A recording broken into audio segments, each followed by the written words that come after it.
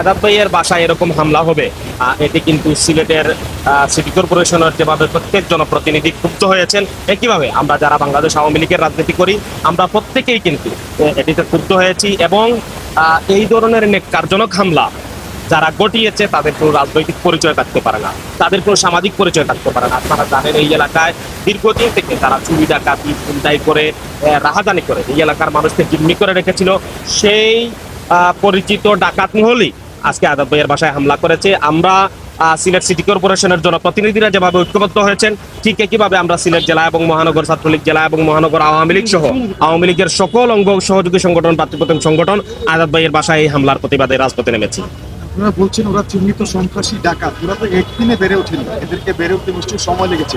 সেখানে প্রশাসনের ভূমিকা বা আইন শৃঙ্খলা রক্ষাকারী বাহিনীর ভূমিকা কি প্রশ্নবিদ্ধ করছে না? আসলে আপনারা জানেন বাংলাদেশে যদি কয়েকটি ডাকাত পরিবারের নাম আসে তাহলে এরা কিন্তু এই ডাকাত পরিবার একটি। এদের বিরুদ্ধে আজকে থেকে প্রশাসন ব্যবস্থা নিচ্ছে বা রাজনৈতিক সামাজিকভাবে আমরা প্রতিহত করছি এরকম কিন্তু নয়। এর আগে অসংখ্য অগণিতবার এই চিহ্নিত সন্ত্রাসী গোষ্ঠীর সাথে আইন শৃঙ্খলা বাহিনীর যুদ্ধ পর্যন্ত হয়েছে। 111-এর সময় আপনারা দেখেছেন এই পরিবারের 4 জন ক্রস ফায়ার করা হয়েছে এবং তাদেরকে প্রতিহত করা হয়েছে। আজাদ ভাই, রঞ্জিত দা, আমাদের যারা নেতা রয়েছেন এই টিলাগড়ের, আমরা সবাই মিলে কিন্তু তাদের বিরুদ্ধে প্রতিরোধ করেছি। এবং আপনারা জানেন মেজর টিলায় আমাদের জাহাঙ্গীর ভাইয়ের বড় ভাই ইকবাল ভাইয়ের নেতৃত্বে এই ডাকাত গোষ্ঠীর বিরুদ্ধে কিন্তু আমরা অনেক প্রতিবাদ করেছি। আজকে দীর্ঘদিন পরে এরা আবার মাথাচাড়া দিয়ে উঠার চেষ্টা করছে কারো না কারো মদদে। আমরা সেই মদতদাতা কারা এগুলো আমরা জানতে চাই না বা আমরা জানার চেষ্টাও করছি না।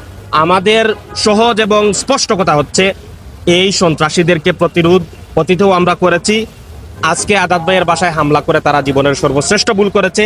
এই এলাকায় আমরা রাজনৈতিক প্রতিযোগিতা থাকতে পারে, আমাদের মধ্যে নেতৃত্বের জন্য প্রতিযোগিতা থাকতে পারে, কিন্তু রাজনৈতিক যে পরিবেশ রয়েছে, আমাদের মধ্যে যে সৌহার্দ্য রয়েছে, সম্প্রীতি রয়েছে, এই সম্প্রীতির ঊর্ধ্বে কিন্তু দলীয় কুন্দল নয়। সুতরাং যারাই আজকে এই অন্যায় করেছে, অপকর্ম করেছে, তাদের বিরুদ্ধে জবাব দেওয়ার জন্য সিলেটের ছাত্র সমাজ প্রস্তুত রয়েছে। এবং সেদিন রাত্রে ঘটনা ঘটার পরেই আপনারা সেই প্রমাণ পেয়েছেন। এবং ভবিষ্যতে এই ধরনের সাহস যদি আর কেউ করতে চায় তাহলে কিন্তু সেটি নজির হয়ে থাকবে। আমরা যেভাবে ঐক্যবদ্ধভাবে মাঠে নেমেছি এবং প্রশাসনের প্রতি আমার অনুরোধ থাকবে, আপনারা কোনো কিছুর তোয়াক্কা করবেন না।